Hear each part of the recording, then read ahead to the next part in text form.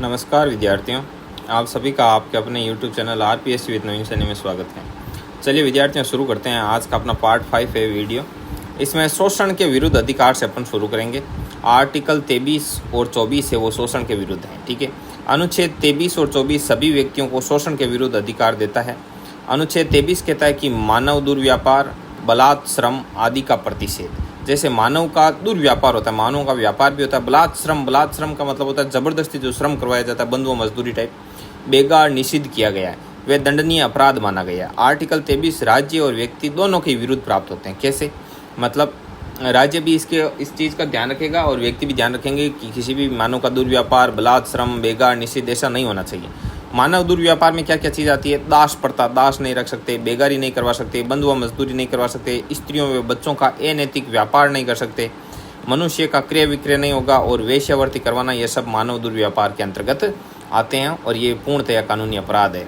Article 23(2) कहता है, खंड फर्स्ट का अपवाद है ये, राज्य को सार्वजनिक प्रयोजनों हेतु अनिवार्य सेवा लागू करने का अधिकार है, लेकिन राज्य केवल धर्म, मूल, वंश, जाति, वर्ग या इनमें से किसी भी आधार पर विभेद नहीं करेगा। ठीक है, भेदभाव नहीं कर सकते इन आधार पर। बालकों के नियोजन का प्रतिषेध, तो बालकों के लिए क्या क्या बोला गया? तो आर्टिकल 24 के अंतर्गत है, 14 वर्ष से कम आयु के बच्चों को कारखानों अथवा अन्य किसी जोखिमपूर्ण कार्य करने का निषेध किया गया है। किसी भी जोखिम भरे, जिसमें जोखिम हो, स्वास्थ्य प्रभावित होता हो, ऐसे कारखानों वगैरह में बच्चों को कार्य करने के लिए बाध्य नहीं किया जा सकता। इस अनुच्छेद द्वारा अधिरोपित निषेध अंत्यांतिक, अर्थात इसका कोई अपवाद नहीं है, इस कानून का। ठीक है। आर्टिकल 39 अंग ये क्या कहता है कि राज्य का कर्तव्य है कि वे देशवासियों के स्वास्थ्य व कार्य क्षमता को सुरक्षित रखे। बिल्कुल ठीक है। ऐसा भी नहीं है कि भाई आदमी वहाँ पे कार्य कर रहे हैं, उनको ना पर्याप्त भोजन मिल रहा है, ना हवा मिल रही है अच्छी खासी, और मतलब अंदर जैसे KGF में डाले हुए वैसे नहीं रख सकते आप, है ना। देखो कुछ अधिनियम और है। बालक नियोजन अधिनियम 1938, खान अधिनियम 1952 बने हुए, बालक श्रम प्रतिषेध व विनियमन अधिनियम 1986 है। घरों व होटलों में बाल श्रम पर प्रतिबंध है। आर्टिकल 23 कहता है, आर्टिकल 23 द्वारा घोषित अपराध के लिए अनुच्छेद 35 के अंतर्गत संसद को दंड निर्धारित करने के लिए विधि बनाने की शक्ति प्रदान की गई। ठीक है। तो अनुच्छेद 35 के अंतर्गत जो संसद है वो दंड निर्धारित करने के लिए विधि बनाने के अर्थात कानून बनाने की शक्ति दी गई है। ठीक है ना। अब देखो, बंधुआ मजदूर प्रणाली उन्मूलन अधिनियम 1976 है। महिला एवं बाल अनैतिक व्यापार अधिनियम 1986 है। तो ये कुछ कानून बने हुए, एक्ट बने हुए। धार्मिक स्वतंत्रता का अधिकार आर्टिकल 25 से 28 में आता है।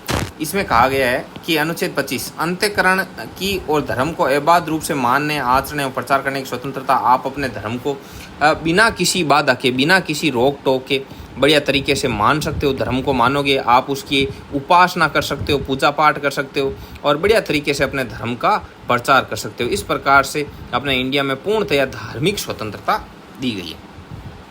अंतःकरण क्या होता है? आंतरिक स्वतंत्रता। अंतःकरण का मतलब होता है आंतरिक स्वतंत्रता। ठीक है ना।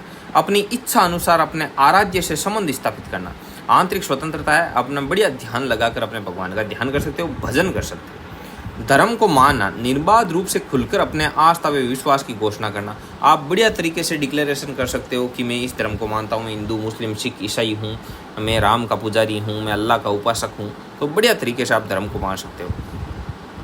आचरण, अपने धर्म से जुड़े कर्मकांड, कर्तव्य इत्यादि, अर्थात आप धर्म से जुड़े हुए पूजा पाठ खुले रूप से कर सकते हो, रैलियाँ कर सकते हो। ठीक है।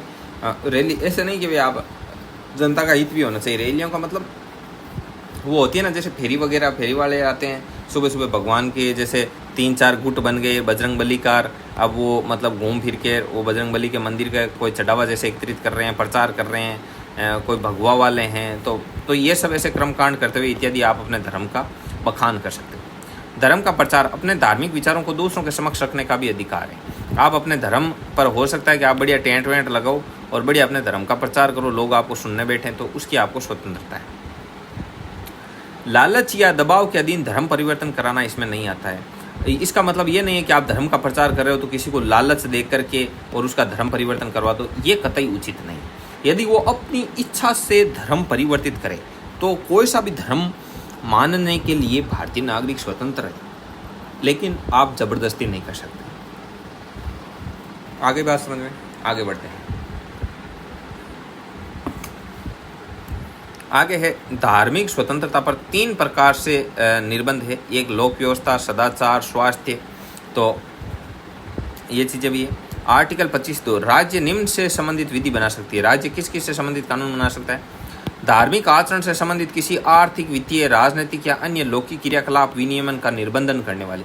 जैसे कोई धार्मिक आचरण के तहत सभा वगैरह बुला लेता है, ठीक है, और उसके बाद में वो अपना कोई आर्थिक सिद्ध कर रहा हो, मतलब जैसे इनकम टैक्स वगैरह को छुपा रहा हो, जैसे पे अंदर ही अंदर राजनीति भी चल रही हो, और अन्य जो लौकिक क्रियाकलाप है उनका विनियमन वगैरह हो, तो उनको निर्बंधन करने वाले भी ये कानून राज्य बना सकता है, ठीक है।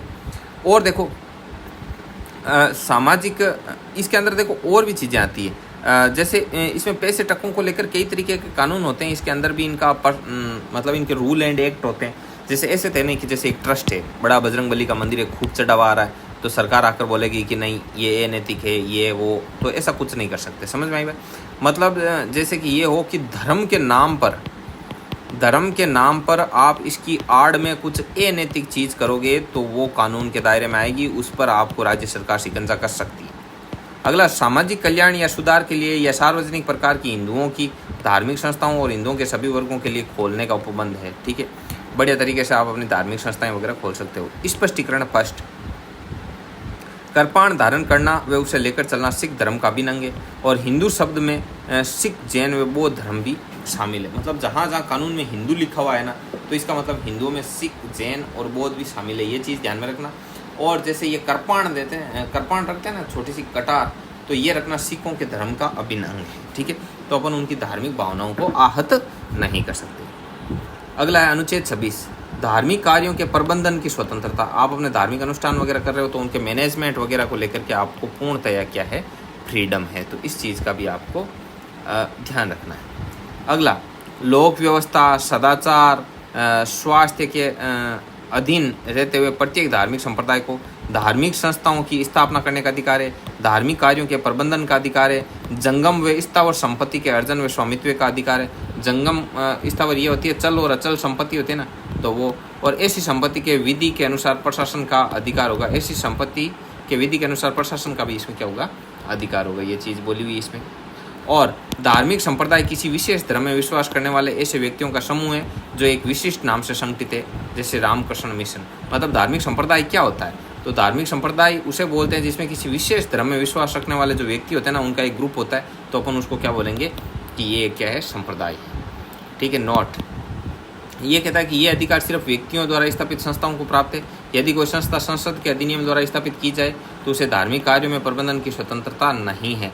मतलब व्यक्ति, समुदाय ये संस्था स्थापित कर सकते हैं, कोई ऐसे नहीं है कि कोई संसद के अधिनियम द्वारा कोई ऐसी संस्था है वो स्थापित कर दे, तो उनको ऐसी स्वतंत्रता नहीं है।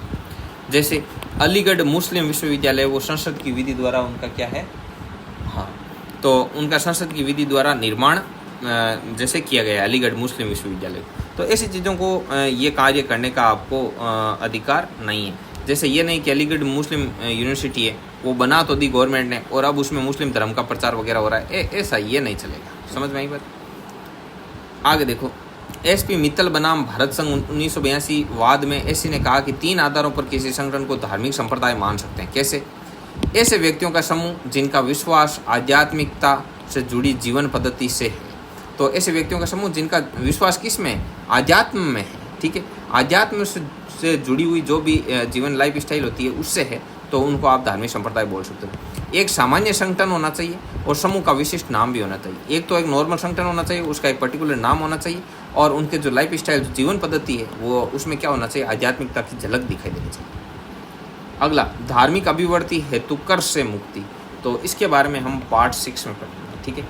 अब 2 पार्ट और आएंगे, एक पार्ट 6 और एक पार्ट 7। ये पार्ट 5 आज वाला था, ये अपना आज यहीं पर क्या होता है, कंप्लीट होता है। अब कल पढ़ेंगे अपन पार्ट 6, और पार्ट 6 के बाद में आएगा अपने पार्ट 7, और उसी के साथ अपनी कंप्लीट हो जाएगी। आज कितनी तारीख हो गई है?